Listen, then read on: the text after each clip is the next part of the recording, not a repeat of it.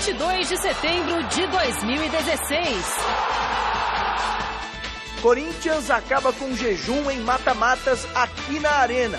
Vence o Fluminense e segue adiante na Copa do Brasil. Do lado do Fluminense, muita reclamação com a arbitragem. CBF, não é possível que quando a gente joga com Palmeiras e com Corinthians, a gente joga contra 12. Time reserva não vai bem e Palmeiras perde para o Botafogo da Paraíba. Classificação vem mesmo assim. Santos segura Vasco em São Januário e avança para as quartas de final da Copa do Brasil. Hoje é a vez do São Paulo entrar em campo. O time do Morumbi busca milagre em Caxias do Sul para salvar a temporada. E ainda os gols da Copa do Brasil e na Sul-Americana. Palmeiras lança nos cinemas filme que narra os 102 anos de trajetória do clube. Fique com a gente, o Gazeta Esportiva volta já. Olá, olá, muito boa noite. Para você que está com a gente em mais um Gazeta Esportiva, na estreia do técnico Fábio Carille, o Timão se deu bem.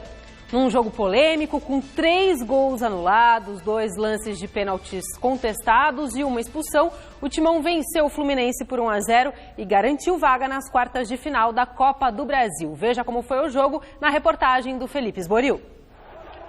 O torcedor do Corinthians andava magoado com o time, com toda a razão.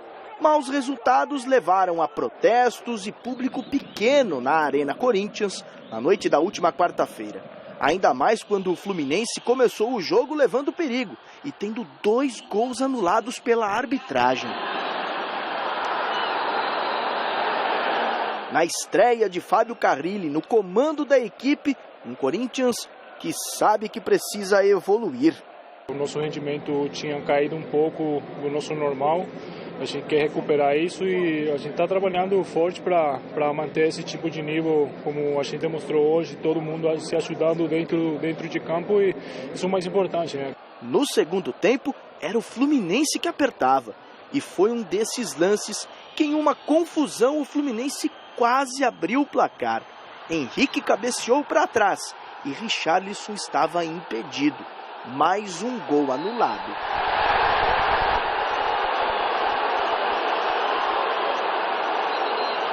Foram 3 gols impedidos anulados pela arbitragem. 2 lances de pênaltis duvidosos. O suficiente para tirar o presidente do Fluminense, Peter Sinsen, do sério. CBF, não é possível que quando a gente joga com Palmeiras e com Corinthians, a gente joga contra 12. A gente nunca joga de forma equilibrada. Isso tem que acabar. Isso é uma vergonha. Nós vamos vir jogar aqui domingo. O que eu tenho para esperar, Sérgio Corrêa, domingo? Outra arbitragem vergonhosa como essa? Eu não me preocupo para domingo, não. A gente sabe que a arbitragem erra para cá, erra para lá. Mas pelo que a gente viu hoje, não vi nenhuma coisa de anormal ter acontecido, não. O troco veio na mesma moeda. Romeiro de cabeça por pouco quase fez a alegria da galera. Rodriguinho teve mais sorte. Ele dominou e bateu colocado. Foi comemorar com a Fiel.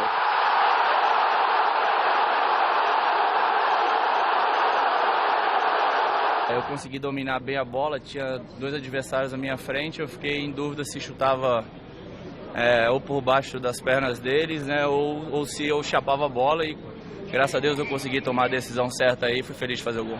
O clima esquentou em campo, Marquinho foi expulso por reclamação. Vitória do Corinthians por 1-0. Finalmente a má fase do Timão na Arena, quando o assunto é mata-mata, terminou. Fábio Carille teve sorte em sua estreia. Está no Corinthians desde 2009. Tempo suficiente para aprender como tirar o Timão desta fase ruim. Viver intensamente, dar o meu melhor cada dia, organizar bem, conversando com os jogadores, vai ser meu jeito de conversa, de mostrar vídeo. Esse vai ser o profissional Fábio, não sei quando vai iniciar, mas esse vai ser o profissional Fábio Carille, de muita conversa, de estar sempre juntos e sempre passar falando com imagens e principalmente dentro do campo com trabalho. Grande noite para você que acompanha o Gazeta Esportiva.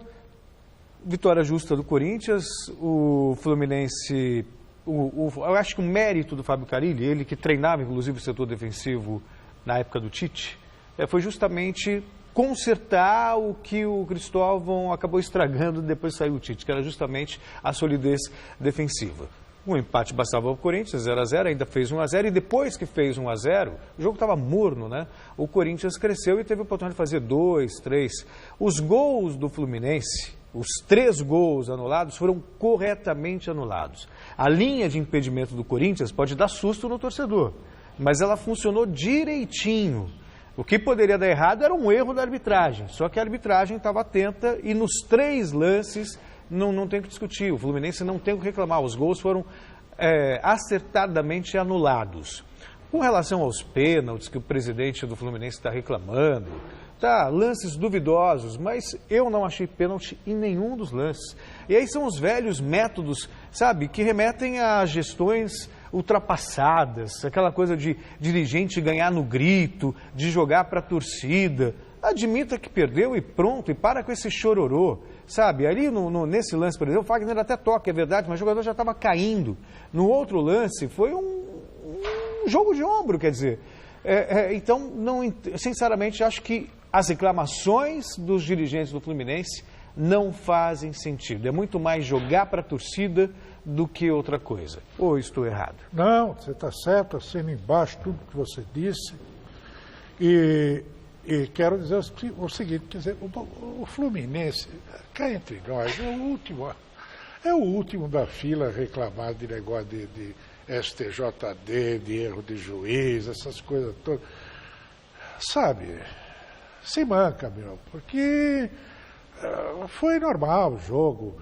O Corinthians foi até um pouco melhor por conta dessa formação aí, que é a formação que, dadas as circunstâncias, né, a quadra da vida do Corinthians, é a melhor possível. Ele não tem atacante mesmo. Então, junta aí toda esse bando, essa legião de meias, né? E faz o pessoal ficar ali, aquele negócio que eu já falei aqui da tática da galinha, né? Do João Avelino. Junta ali, fica ciscando, uma hora dá uma escapada e faz um gol. E é preciso que o pessoal, principalmente a nossa chamada crônica esportiva, se atente para um detalhe. A diferença que existe de característica, de estilo de jogo de cada jogador, quando se trata de falar em volante e meia. O que faz a diferença não é a função, é a característica. Se o cara tem ou não tem aquela maleabilidade, aquela versatilidade, aquela habilidade, a técnica específica de um meia. E em contrapartida, ou do volante, que tem que marcar um pouquinho mais e tal. É diferente o cara vir com a bola de frente para o ataque, com um volante, quando recebe, ele tem o campo inteiro à sua disposição, e ele pode fazer o passe, se infiltrar.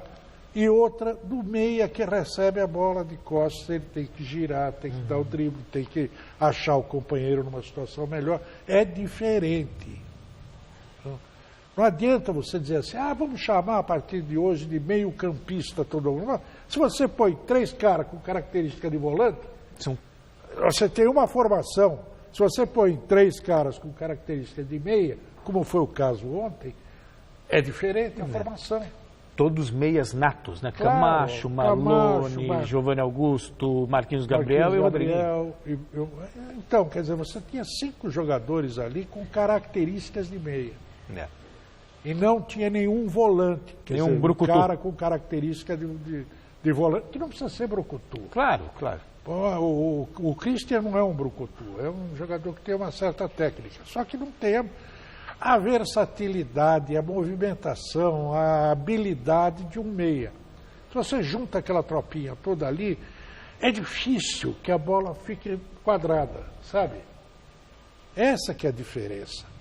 Não é nenhum espetáculo, o Corinthians também não deu nenhum show, não foi nada disso, mas mereceu ganhar. Gente, no começo da tarde, o diretor executivo do Fluminense, o Jorge Macedo, afirmou que vai entrar com representação contra a arbitragem na CBF. E por isso a nossa enquete, que está no ar no site gazetaesportiva.com, é sobre esse assunto. O Fluminense tem razão em reclamar da arbitragem? Sim ou não? O resultado eu dou no final do programa de hoje. Os meus tesourinhos já falaram que não. Não teve. Se tivesse pelo menos um lance inquestionável, aquele que é praticamente uma unanimidade, tudo bem. Todos que eu ouvi a respeito dos pênaltis, além da minha própria, eu posso estar errado, mas as pessoas que eu ouvi, todos que eu conheço, não, ninguém falou para mim que foi pênalti. Quer dizer, aí já está claro. É diferente de repente você ter um lance inquestionável que a arbitragem ignorou. Um já bastaria para a reclamação. 2, então, nem se fala, mas não foi o caso. O Fluminense está fazendo barulho para justificar a eliminação. Tá dito. Bom, com um time recheado de reservas, o Palmeiras entrou em campo ontem à noite contra o Botafogo da Paraíba e acabou derrotado. Esse resultado encerrou uma invencibilidade de 10 partidas do Verdão, mas mesmo assim o Alviverde está classificado para as quartas de final da Copa do Brasil por conta da vitória por 3-0 no jogo da ida. Em João Pessoa, o Palmeiras viveu uma noite de pouca inspiração e acabou derrotado para o Botafogo da Paraíba. Carlinhos, após cruzamento da direita, acertou um bonito chute de primeira e marcou o gol da vitória dos donos da casa, 1-0. Como havia vencido a partida de ida por 3 gols de diferença, o Verdão está classificado para as quartas de final da Copa do Brasil. Foi uma derrota normal, mérito do adversário, a gente perde uma invencibilidade de 10 jogos, mas a invencibilidade dentro do Campeonato Brasileiro continua, o que é importante para nós. Esse lance também de invencibilidade, né? A gente vê lá na Europa, os times fazem amistosos, perdem, mas o que vale mesmo é na hora que tem que definir. É uma questão cultural e isso aqui é muito arraigado aqui, né? De repente perde um amistoso preparatório. É a síndrome do resultado. O que vale é o resultado. Nossa, faz um barulho danado. Poxa, o Palmeiras está classificado, quer dizer, praticamente classificado, perdeu por 1-0, nem foi com força máxima, e pouco importa essa invencibilidade. Não foi com força máxima, mas esse time que o Palmeiras colocou em campo é muito superior ao Botafogo. Sim. Ele deveria ter produzido muito mais do que produziu. Isso é indiscutível. O Botafogo, você pode dizer assim, ganhou de 1-0, deu um ataque, foi lá e o resto do jogo o Palmeiras ficou lá em cima. Mas não foi. Não foi isso que se viu. Na verdade, o Botafogo da Paraíba chegou a vários momentos jogar bem melhor que o Palmeiras. Como aconteceu em São Paulo, inclusive, no primeiro tempo. Aconteceu em São Paulo. Então, tudo bem, mas olha, olho, hein? Em São Januário, o Santos saiu na frente do Vasco, tomou uma virada, mas conseguiu um empate que assegurou a classificação. Acompanhe. Após vencer o primeiro jogo por 3-1, o Santos foi a São Januário e saiu na frente do Vasco logo aos 10 minutos com um copete de cabeça. Aos 24, a equipe da casa chegou ao empate com o Nenê, chutando forte de pé esquerdo. Veio o segundo tempo e com ele a virada do Vascão. Ederson aproveitou a sobra dentro da área e fez 2-1, resultado que deixava os cariocas a um golzinho de levar a partida para os pênaltis. Mas aí o Peixe acabou com a esperança vascaína. Joel recebeu na esquerda em posição irregular, cruzou na área e viu o zagueiro Rodrigo colocar contra o próprio gol. E ficou nisso. Vasco eliminado 2, Santos classificado também 2. A equipe do Vasco tentou nos encurralar de uma maneira ou de outra, voltamos a trabalhar a bola, sofremos o segundo gol, não perdemos o equilíbrio em campo. Eu acho que isso foi um fator importante. Proporcionamos sim um grande espetáculo, foi um bom jogo. Eu acho que essa classificação ela tem uma importância muito grande e foi merecida em razão daquilo que produzimos nas 2 partidas. Mas aí, por exemplo, se o Vasco reclamar da arbitragem e nem fez esse barulho todo, tem razão. No lance que originou o gol de empate do Santos, houve uma falta do Lucas Lima. Exatamente, pro Vasco, isso. Aí o Santos partiu no contra-ataque e no lance que originou o gol, nesse mesmo contra-ataque da falta não marcada, havia um impedimento também ignorado pelo auxiliar. Exatamente. Eu não vi o jogo, só vi esses lances, né? E o que eu posso dizer é o seguinte, o Santos é mais time que o Vasco, claro, né? Mas pelo que eu li e soube, olha aí, quer ver, olha lá, está impedido, tá vendo? É claramente impedido. Quer dizer, o gol foi contra, mas o jogador do Santos estava impedido, e na primeira, no recebimento da bola pela esquerda, o jogador do Santos estava impedido também.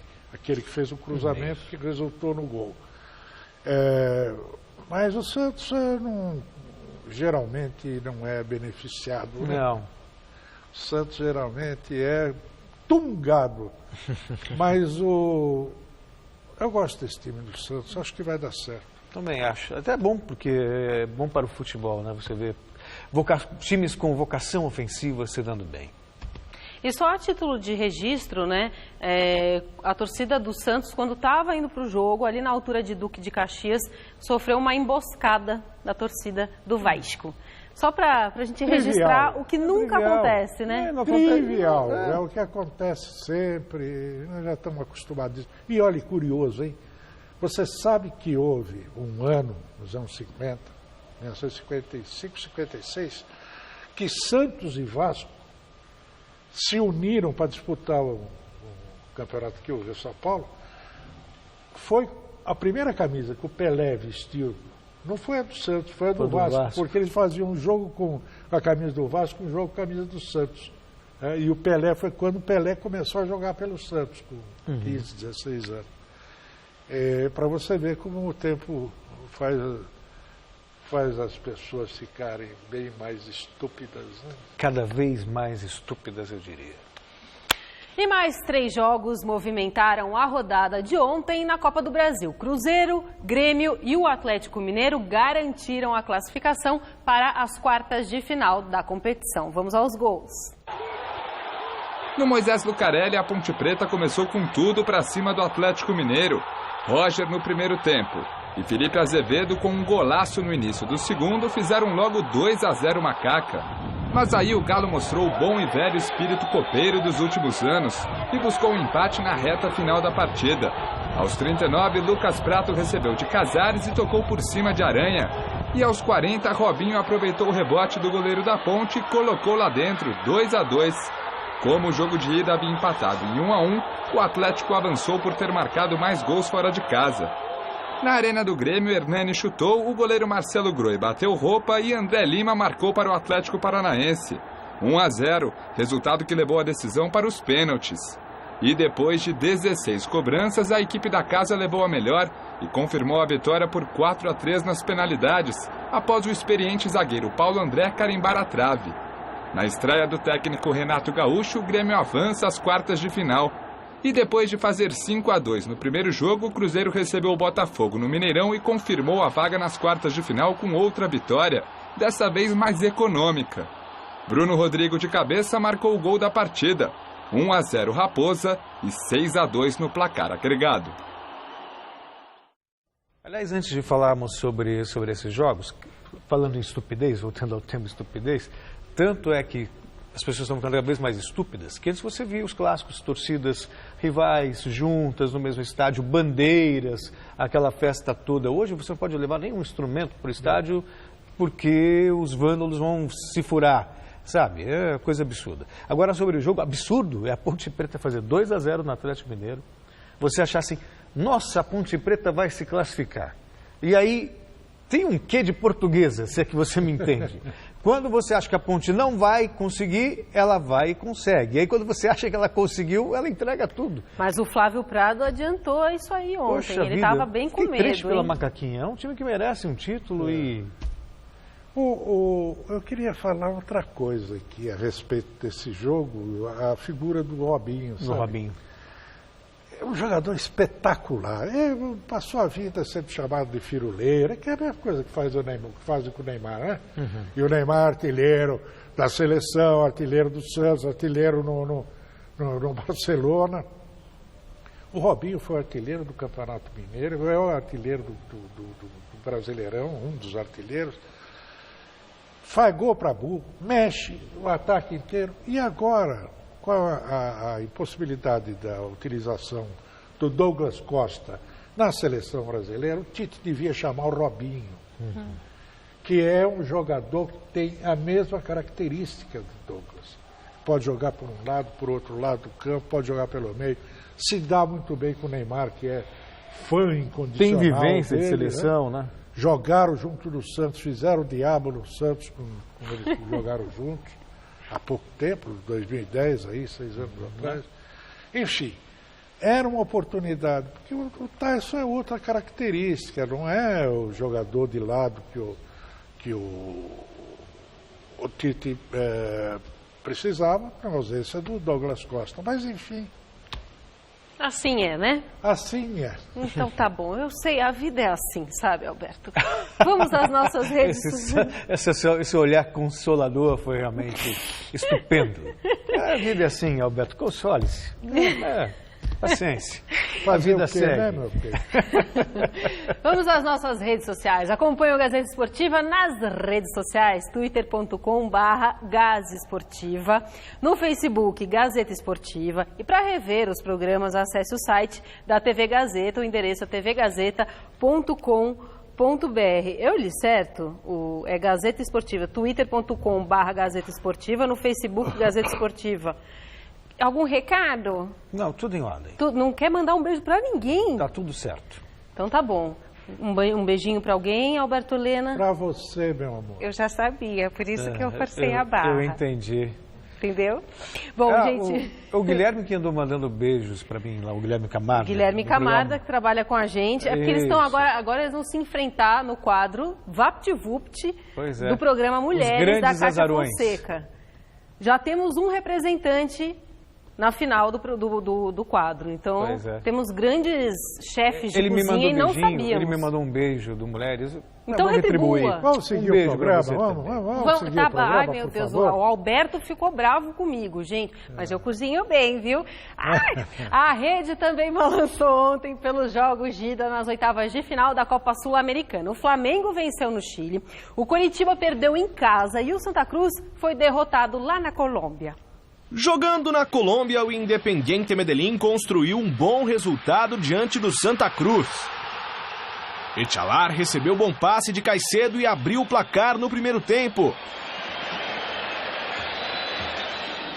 Na etapa final, Cortez usou a cabeça para ampliar. 2-0 o placar final. Outro brasileiro que se deu mal foi o Coritiba. O Coxa recebeu Belgrano no Couto Pereira e logo aos 3 minutos, Bieler acertou um belo chute e marcou para os argentinos.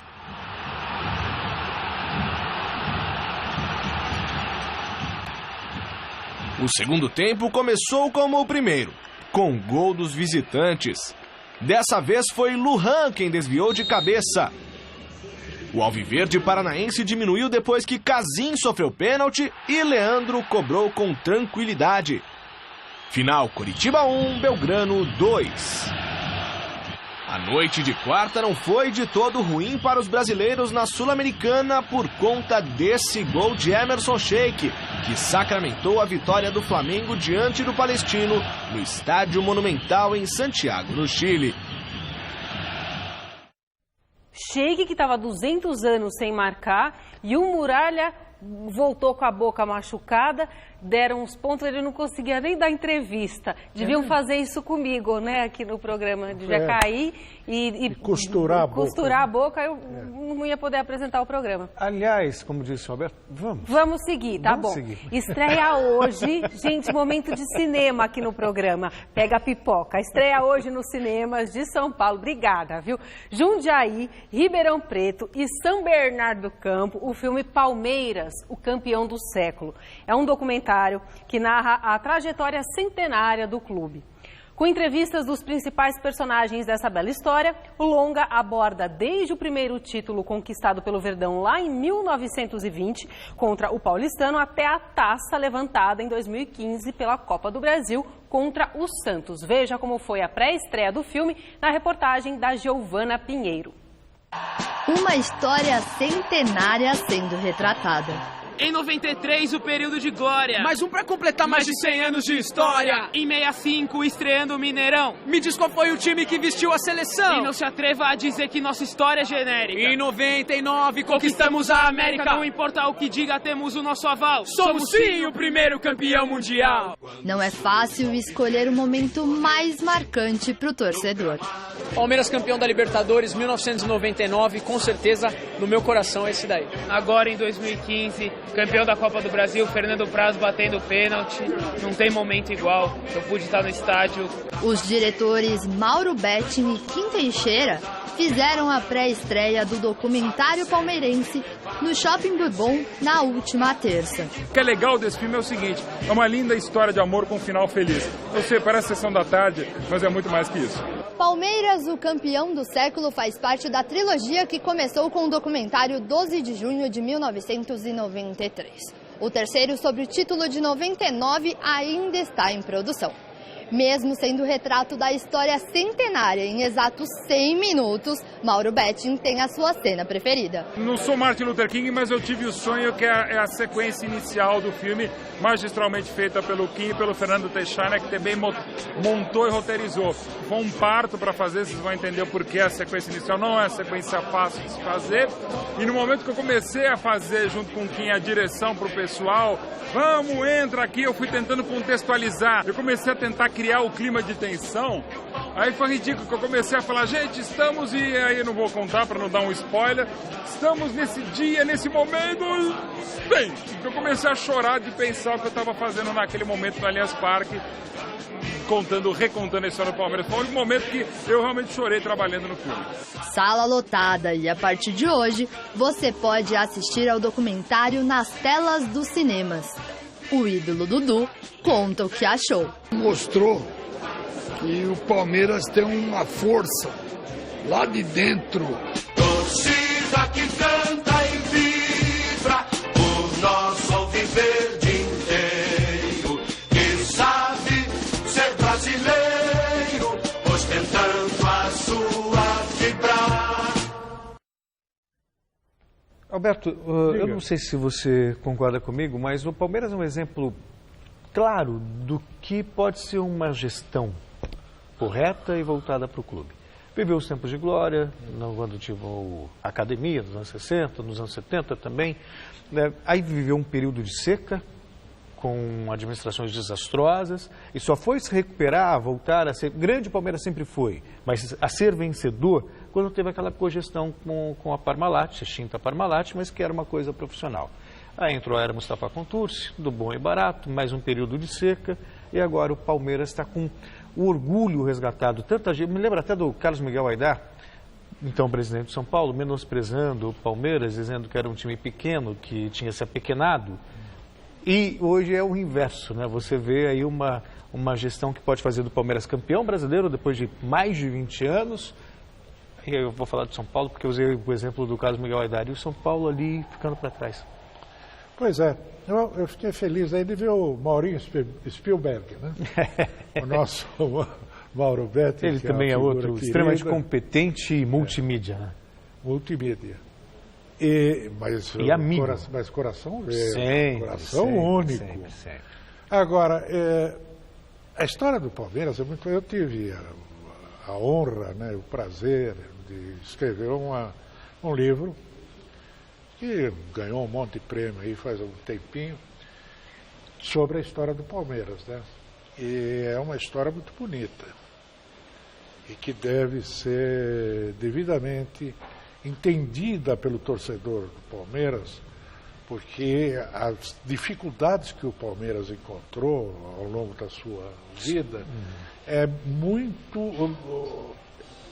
tem muito a ver com a própria história da construção da cidade de São Paulo, sabe? É uma saga lindíssima do Palmeiras e vitoriosa. É um time que nasceu, sabe, com uma estrela da glória na testa. E o Palmeiras merece muito mais do que isso, né? Que esse reconhecimento e até ganhar um título desgraçadamente longe do parque há tanto tempo. Fala, coisa linda. Ó. Ela magoa. O assunto agora é boxe, um evento que decidiu o título latino, marcou o encontro na Academia Combate Clube, em São Paulo, de pugilistas que fizeram história e outros que prometem fazer bonito no boxe brasileiro. Veja na reportagem do Jonas Campos. A Academia Combate Clube na Barra Funda recebeu mais uma edição do tradicional Clube do Boxe. Evento que, além de promover grandes lutas, reúne as várias gerações do boxe brasileiro. Atletas olímpicos que estiveram em ação nos Jogos do Rio e nomes já consagrados na história da modalidade, como Peter Venâncio, Washington Silva e o sempre ovacionado Éder Joffre, o Galo de Ouro. Esse evento ele vai trazer novos valores para o esporte, né? Do boxe, né? Entendeu? Tanto os amadores que estão lutando, amador, que vão para a Olimpíadas, eles vão ter assim, uma esperança de um dia passar profissional. É bom pro boxe, né? Esses eventos aí, então traz todo mundo junto aí, caras antigos, que eu me espelhei bastante, inclusive, os caras que são meus ídolos aí, Peter Venâncio, Washington.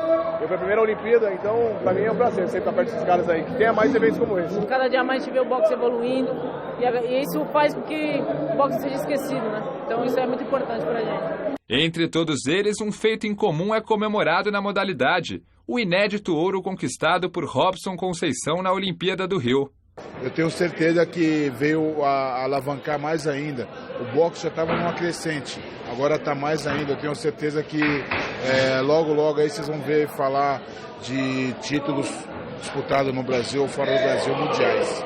Esse ouro vai valer por milhões de ouro aí, porque a gente sabe que a garotada vai vir e as portas vão estar abertas, porque cada dia mais está crescendo, cada dia mais o boxe vem crescendo, o investimento também. E acho que vai agregar bastante. Mas quem roubou a cena no último sábado foi outro brasileiro, Adeilson dos Santos, o Del, que encarou o colombiano Davis Pérez e venceu a disputa do título latino por nocaute no 7º round. É a luta constante do boxe brasileiro, que, apoiado por veteranos e embalado pela nova geração, vai crescendo e conquistando cada vez mais.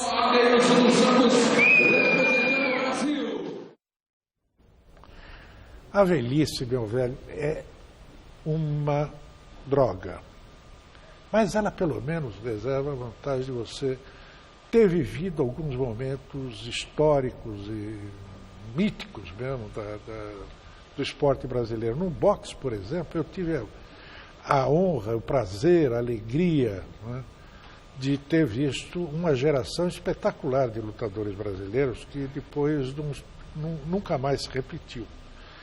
Não no mesmo instante, tantos lutadores de qualidade. O Éder está aí, né? Ele foi talvez um dos últimos dessa geração, que tinha o tio dele, Ralph Zumbano, né?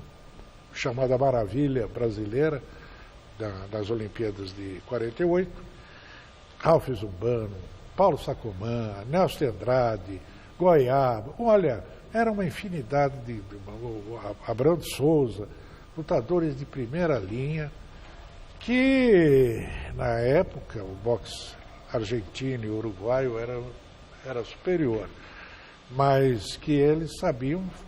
O Pedro Galasso ganhou o primeiro título sul-americano para o Brasil, para o boxe brasileiro, enfim. E essa saga da família Zumbano, Joffre, né, que é uma coisa maravilhosa, que precisava ser devidamente contada. Vamos para o intervalo aqui no Gazeta Esportiva? A seguir, a gente tem as informações do São Paulo, que às 9h30 vai decidir com o Juventude o futuro na Copa do Brasil. Você vai ver também a reapresentação dos jogadores do Corinthians e o desembarque do Palmeiras, que perdeu do Botafogo da Paraíba, mas garantiu vaga para a próxima fase da competição. É rápido, a gente volta já.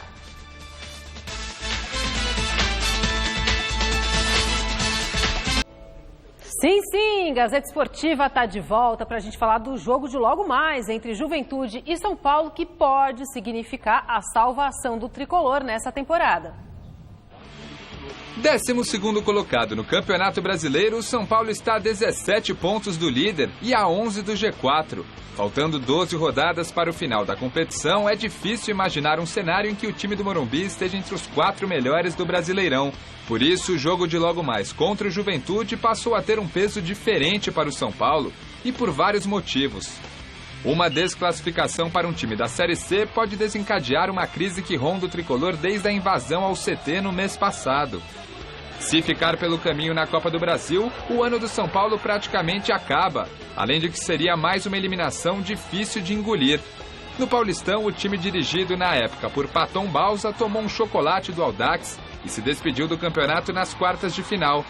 Na Libertadores, a equipe conseguiu uma bela recuperação depois de uma fase de grupos ruim. Tudo ia bem até a derrota para o Atlético Nacional em casa, gerada muito por conta de uma expulsão infantil do zagueiro Maicon.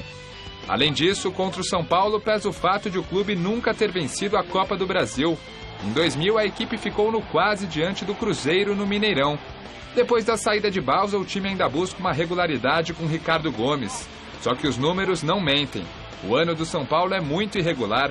Até aqui foram 57 jogos, com 20 vitórias, 15 empates e 22 derrotas. Um aproveitamento abaixo dos 45%.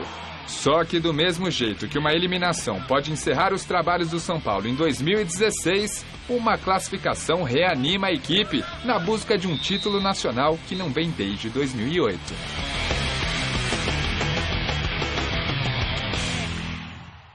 Na verdade, da Copa do Brasil, o São Paulo jamais foi campeão, né? Quer dizer, seria um título inédito também. Nem da Copa do Brasil, nem da Taça Brasil, que era anterior. Que virou depois e título nem do brasileiro. Rio São Paulo. Do Rio de São Paulo também? Também não. Também do São Paulo, que era o Brasileirão, né? O proto-Brasileirão. Nos anos 50. Nos anos 50, 60. Agora, a questão é dos times que a gente já viu classificados aí, né? Tem Grêmio, Santos, Palmeiras, Corinthians, Atlético Mineiro, está faltando e Cruzeiro. Talvez o Inter, que está mal no Brasileiro, mas... eu não consigo ver o São Paulo superior a esses times, a tal ponto de você poder apostar numa conquista de título do São Paulo. Acho o São Paulo ainda muito instável, muito irregular. Seria uma grata surpresa, claro, o São Paulo campeão da Copa do Brasil, mas eu acho pouco provável. Bom, o São Paulo chegou à semifinal da Libertadores aos trancos e barrancos, né? Nós vimos como. E isso sempre, nesse tipo de disputa, que é o mata-mata, isso pode acontecer.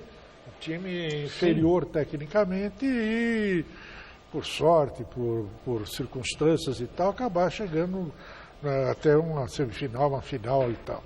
E até levantar o título, né? Nós já tivemos campeões aí que isso eram times de segunda, terceira categoria. O caso do São Paulo é que o São Paulo deu uma melhoradinha, isso é verdade, né? Em relação àquele time do Balsa. Mas não sei, o problema é que quando chega nesse tipo de disputa, o São Paulo é beneficiado pelo fato de que ele não aspira a nada e não teme grande coisa. Que vier lucro. No Brasileirão. Então ele está meio que livre para partir para esse negócio. Agora os outros clubes brasileiros, os outros clubes grandes aí que estão ainda na disputa, ou eles estão brigando por título ou para classificação lá na Libertadores, ou estão brigando para não cair, no caso do Internacional, do Cruzeiro e tal. E quem sabe até do São Paulo daqui a pouco, mas por enquanto não é. De qualquer jeito, não é um grande time, o São Paulo precisa fazer uma grande reformulação para o ano que vem, mas tem alguns jogadores, o Cueva está jogando muito bem, é um bom jogador, né? O Kelvin oscila, faz boas partidas, outras ruins. O Thiago faz gol. O Thiago, o Hudson eu não gosto, sabe? Muito limitado tecnicamente. Gosto do Wesley, que a torcida não gosta.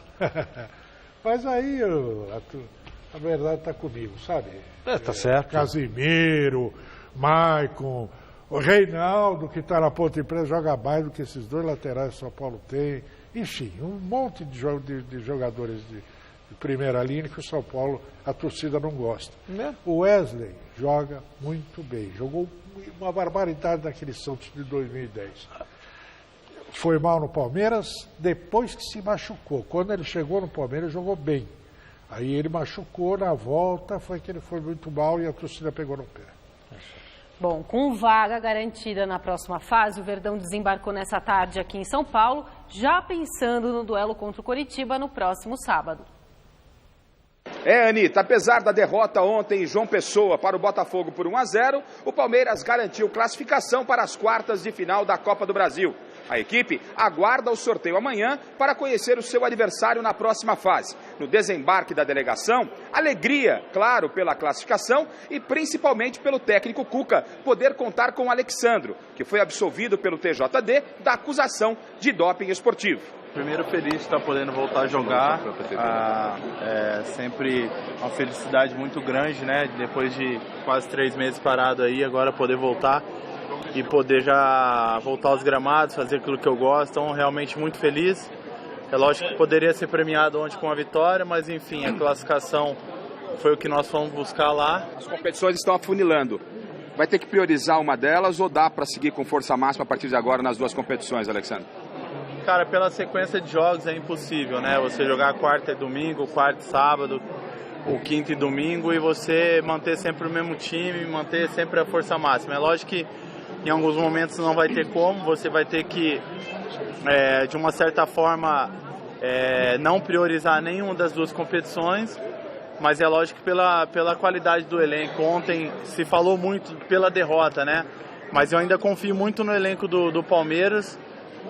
E tenho certeza que quando precisar novamente do elenco de outros jogadores que não vem jogando, o elenco vai dar conta do recado. Pela Copa do Brasil, Anitta, o Palmeiras só volta a campo na próxima semana e, repito, o seu adversário só será conhecido no sorteio de amanhã na CBF. Mas pelo Campeonato Brasileiro, o Palmeiras já volta a campo no próximo sábado, enfrentando o Coritiba em casa pelo Campeonato Brasileiro. E a boa notícia para o técnico Cuca é que para esta partida ele vai contar com força máxima, exceção ao volante Gabriel. O jogador terá que cumprir suspensão pelo 3º cartão amarelo. Do aeroporto de Congonhas, em São Paulo, Osmar Garrafa para o Gazeta Esportiva. Só quero saber quem vai indenizar esse rapaz, o Alexandro, pela barbaridade que foi cometida contra ele. Esse negócio do doping, desmoralização pública, o choque emocional que esse rapaz deve ter sofrido durante esse período todo, o tempo que ele ficou fora dos campos de futebol por conta desse resultado, desse diagnóstico aí errado, né? E mais, é preciso rever profundamente essa lei do doping. Há produtos que são consumidos, produtos farmacêuticos, eu me lembro bem do caso do Zé Sérgio, né? Com o Naldecon. O Naldecon dá sono, cara. Como é que pode ser uma vantagem para o jogador de futebol? Dá sono.